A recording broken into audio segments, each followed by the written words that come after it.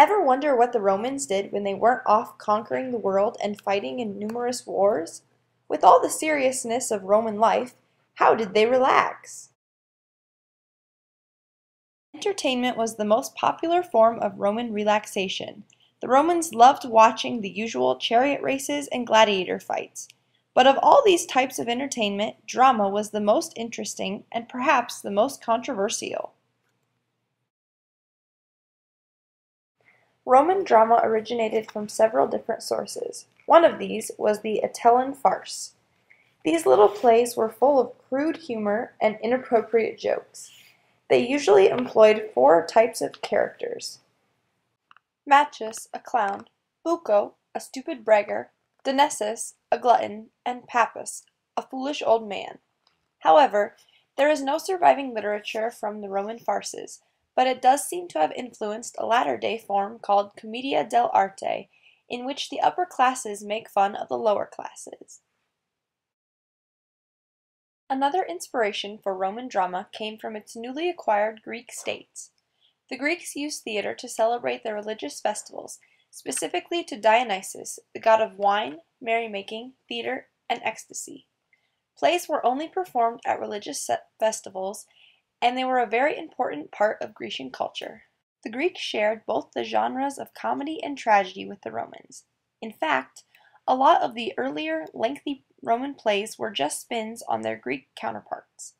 In addition to the types of plays performed, the Romans also stole the basic shape of the Greek theater, along with the costumes and props. However, there is one attribute of Roman theater that the Greeks did not influence at all: violence. Gladiator fights, chariot races, wrestling, mock sea battles, and other dangerous acts all pay tribute to the Romans' violent way of life. The final inspiration for Roman drama comes from the pagan festivals and athletic competitions that were a testimony to the violent life and a tradition handed to them by the Etruscans. The crowds loved to watch bloody gladiator battles, Christians being fed to lions, and dangerously fast chariot races. This love of danger and violence was transferred over to the Roman theater, which made the crowd even more excited to watch it.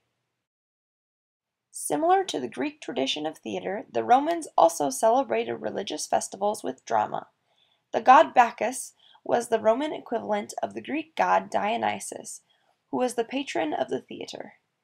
The Romans had several religious festivals or games specifically called the Ludi Romani, which honored the god Jupiter; the Ludi Apollinaris, which honored the god Apollo; and Ludi Megalens Cybele, which honored the mother goddess, all of which held extensive dramas along with gladiator fights and races.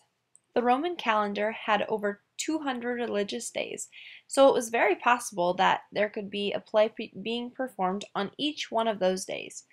The wealthy aristocrats put on these plays for the public as a way to honor the gods. However, later on in the Roman Empire, dramas became a way for politicians to gain political favor. Originally, theater in Rome was only temporary. For every new festival, a new wood structure had to be built. Some were quite extravagant. Marcus Scaurus produced a huge wooden theater that had a 3-story facade and was adorned with imported pillars of marble, glass, and thousands of bronze statues. It could seat up to 80,000 people. Up until 55 BC, there were no permanent theatrical structures because the politicians deemed them questionable and dangerous to Roman morals. However, in 55 BC, Gnaeus Pompeius, better known as Pompey, petitioned the Roman Senate to build a temple to Venus, the goddess of love. Little did the Senate know that the planned structure was also to have a permanent theater. Once the Senate found out, it was too late to stop the construction, and thus the first permanent stone theater was built in Rome. The theater of Pompeii set the standard for all other theaters in Rome, and eventually around the world. Roman theaters, in many ways, are glorified Grecian theaters. They share the same basic parts, and each has basically the same function as in a Grecian theater. The Skene Frons is the facade of the theater, and it is outlined in yellow. It provides the backdrop and much of the props for the dramas. This facade could have up to 3 floors, and it was equipped with many different entrances, exits, and balconies which would be used during the play by the actors. Some parts of the Scène Franz were built out in order to give the backdrop a look of depth. Behind the Scène Franz was the Scena, which was essentially backstage. This little building was used for changes of clothing and storing props that the actors needed. The stage of the Roman theater was called the pulpitum. In this picture, the stage is outlined in purple. The pulpitum was divided into 2 sections. There were the wings where the characters exited or entered, and there was the actual stage where the action took place. The area in front of the stage is called the orchestra. It is outlined in blue. Before the time of the Roman Empire, it used to be the space where the chorus danced and sang. However, the chorus was no longer in use by the time the Romans started performing dramas. Instead, the orchestra was used for optimum seating. The important political leaders, aristocrats, and even the emperor sat in special seats in the orchestra. Today, the orchestra is still used in more than one way.